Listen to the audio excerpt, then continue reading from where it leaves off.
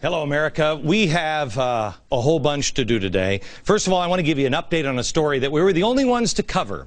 Puerto Rican statehood. Saw this today in the newspaper.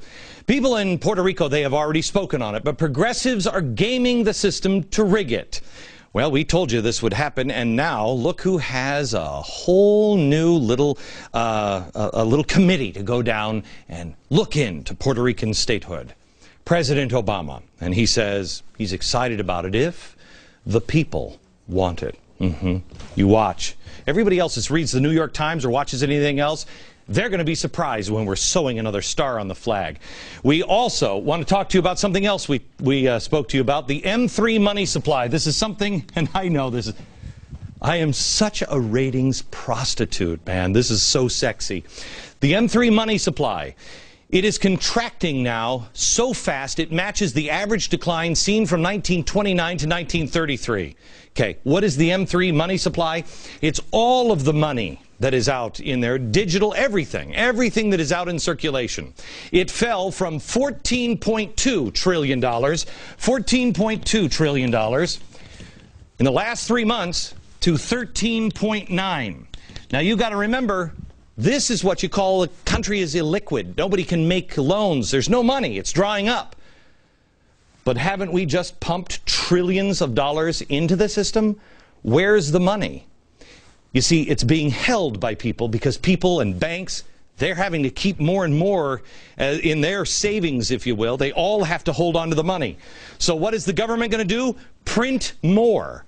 What they're trying to do is fill this all in. Our economy is built on savings. Deflation comes, our economy goes down, and they fill this with money in hopes that here, right here, they'll kickstart the economy and it'll come back up and we'll be fine. But it's never been done before in human history successfully. You fill this up, it kickstarts. You must then raise the cost of money to borrow, because if not, your prices go straight up. Inflation. We are headed for massive deflation. And if we're not lucky, I mean, if we're lucky, it'll just be there for a while. If we're not lucky, we have inflation. One way or another, oh, there's a fundamental transformation of America coming. And here's the good news. We told you yesterday about Wilson. Tonight, I'm going to teach you about FDR and show you the connections on control of information in the history, the present, and our future. Coming up. Oh, we don't have the music? Oh, that's what you meant by the music. Oh, hi. Okay. So let me just turn this around. I'm sorry, I thought we had the music. I want to tell you about the propaganda machines, okay? The propaganda machine of Woodrow Wilson, I showed you last night, and FDR. More importantly, I'm going to show you the same machine that is being built today with Cass Sunstein. I've said on this program, I don't know how many times, Cass Sunstein is the most dangerous man in America.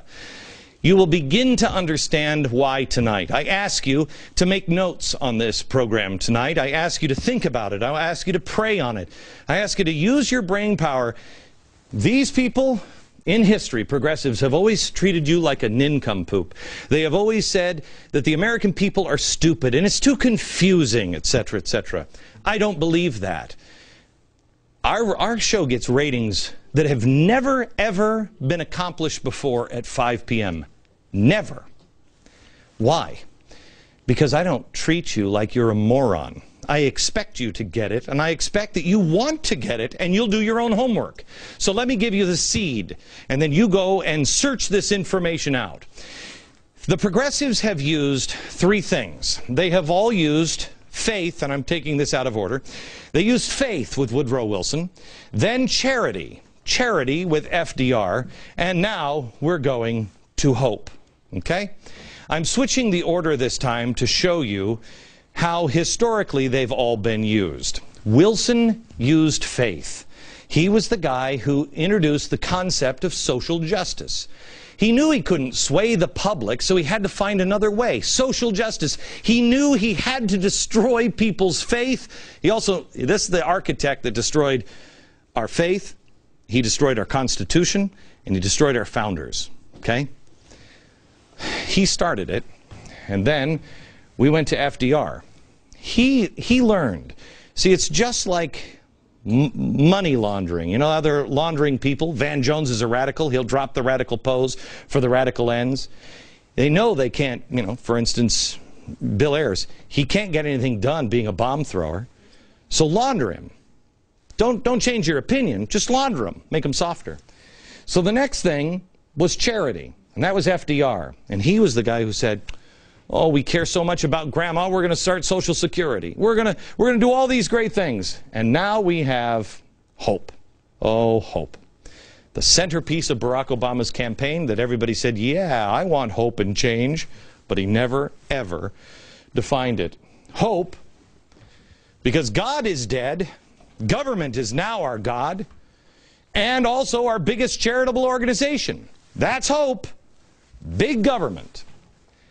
Now let me go back and take you just to recap what we told you yesterday about World War I. World War I, the Committee on Public Information. Look these guys up, especially this dude. That's Walter Lippmann. The Committee on Public Information. Remember the word information, because it's what they all have in common. Woodrow Wilson, when the war came around in 1917, he just won re-election, and he campaigned on keeping America out of war. That's what he ran on, keeping America out of war. A month after he was sworn in, we went to war. Well, people were against war. He had to convince and change the mind of people, so he needed propaganda. Look at this historically and tie it into today. Right now, Barack Obama decided that we needed health care. 63% are in favor of repealing the health care plan today. 63. 70% were against it, but we did it anyway. 56 oppose paying more for clean energy. 56%. Yet we're going there anyway. I mean, we're going to pay more in taxes and utility costs for cleaner energy just to fight global warming. What is the percentage of people who even believe in global warming anymore? 64% of Americans support the Arizona immigration law. Yet, our government is actually going down there to fight them. Eric Holder is fighting it in court. They're becoming more and more brazen each and every day. We showed you the financial reform bill that is getting crammed down your throat in Congress right now. It is going to go by. This bill is nothing short of an assault on personal freedom. Again, we don't have the final bill yet, but I can tell you pretty much what it's going to look like. The House and Senate passed their versions of the bill. Now they're just molding the final version, ready for the president's signature. There is still time to change this, but it's only my faith that gives me hope. Here's what's in the Senate version. The financial regulators can order seizure of any financial firm they deem in danger of default. The Financial Stability Oversight Council will be created and identify non-bank financial companies that, quote, may pose risk to the financial stability of the United States in the event of their material financial distress or failure. It's just another way of saying it's too big to fail. This will create more Fannies and Freddies for us to bail out. Then there's the the Bureau of Consumer Financial Protection. It's going to be created for you. They are going to limit what financial products and services can be offered to consumers. The bill mandates that any financial institution that takes deposits keeps a record and the number of those in the deposits, and that customer addresses should be geocoded for the collection of data regarding census tracts of residences or business locations of customers. Geocoded? Geocoded. They're looking and linking our deposits now to the Census Bureau. They claim to be protecting you from unfair and deceptive practices.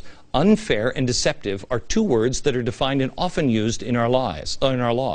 But there's another word that they have put in this bill, abusive.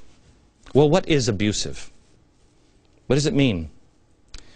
Well, no one really knows because it hasn't been used in this context before.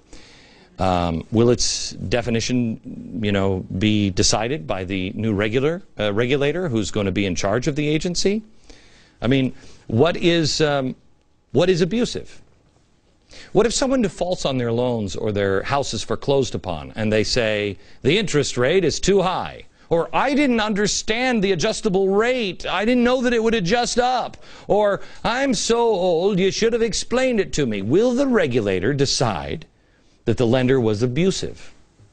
You see, it puts the pressure on the lender and not, and not the, not to just offer full disclosure, but to take full responsibility of not only themselves, but the person sitting in the other chair.